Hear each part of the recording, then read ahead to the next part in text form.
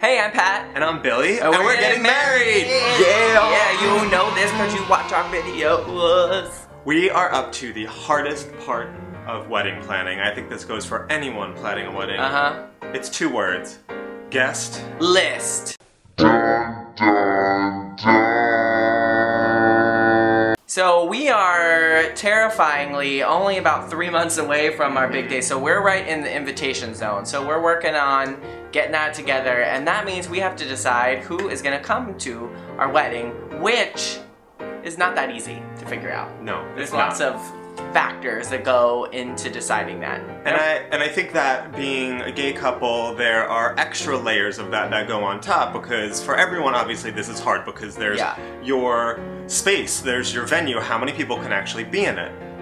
There's people who have huge families, there are people who have more friends than family. There's all these little pieces that have to get put together in the puzzle of figuring out who you are actually able to have at your wedding. Not necessarily who you want, but who you are able to make happen. Because it's not an easy puzzle to figure out. No. Now, we can't necessarily tell you who you should and shouldn't invite to your wedding, especially gay couples, because it is a very complex situation. But, you know, no one really should tell you who you should be inviting, unless it's your parents who are paying for the entire wedding, and then they have a say. Probably have to listen to what they're saying about who they want at your wedding. Yeah. So for us, we're dealing with the same things that every couple who gets married has to deal with about, like, who do you invite, and friends and family, and where, you know, what's going on with that. But there is something additional for us as a same-sex couple that we have to think about that maybe not that many straight couples really have to consider when they're deciding who to invite. Yeah. Gay couples have to consider a very important thing, and that is who actually supports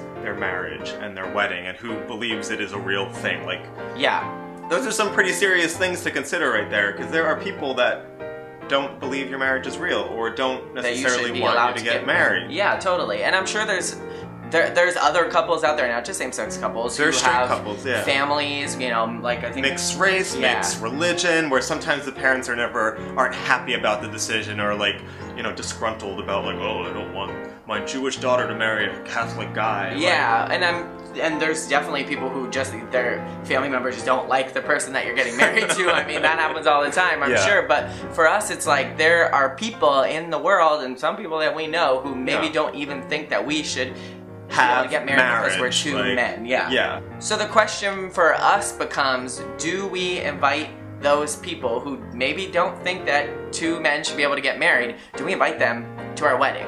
Because there's different angles to it. Do you invite these people to open their, like, broaden their horizons, like open their eyes up to see, like, these 2 people love each other, they deserve to get married, just like me and my wife do, and you know? Or do you just say, I don't want to have these people at my wedding because I want to share the day with the people who have loved and supported us. And I think a little bit of that also has to do with the space that you have also. If you don't have a lot of room, it's pretty easy just to say, I want the people I love and have supported me from day one to be here with me. If you have a lot of room, I think you could... Then it maybe gets more difficult, I think, to choose. Like, I think if you had more room, it would be easier to be like, well, I have space to maybe open up someone's eyes to this, so maybe I can have uncle this, or aunt this, or friend this, like all these people that maybe don't necessarily agree, they could be there. Or you don't know. That's the other thing too. Like, I feel like it's a rare thing where someone will, that you know that you might invite to your wedding, flat out tells you to your face that... it happens. It definitely happens, but it's rare, so I feel like there's a lot of question marks of like I think this person is fine with me getting married, but I don't actually know because they've never said one way or the other. A very good way to possibly figure those questions out is, you know, on your invitation, like, make it clear, like, we are inviting you because you support us, and thank you for supporting us. You've gotten us to where we are now, and I think those kind of messages on your invite, like, show the people that have supported you that they're there for a reason, and that you really love them and care about them. Yes. And then if someone doesn't believe in your marriage, they'll probably read that and just not come. I think it kind of gives them, if someone is uncomfortable with the idea and you kind of, like, spell it out, it gives them the open door to say, no thank you, I would not like to attend your wedding. And I think those people are dumb, but I also can appreciate their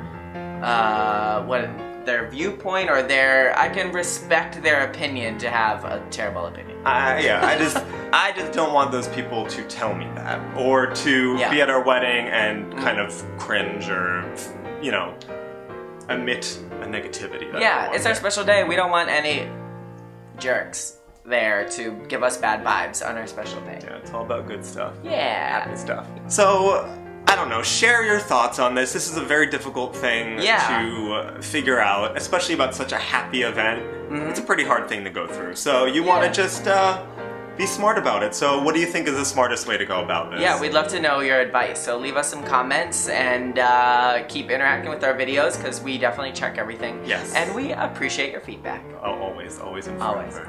Always and forever. I know. Love song from the 90s? It's about to turn weird, so let's say bye. Bye. See ya.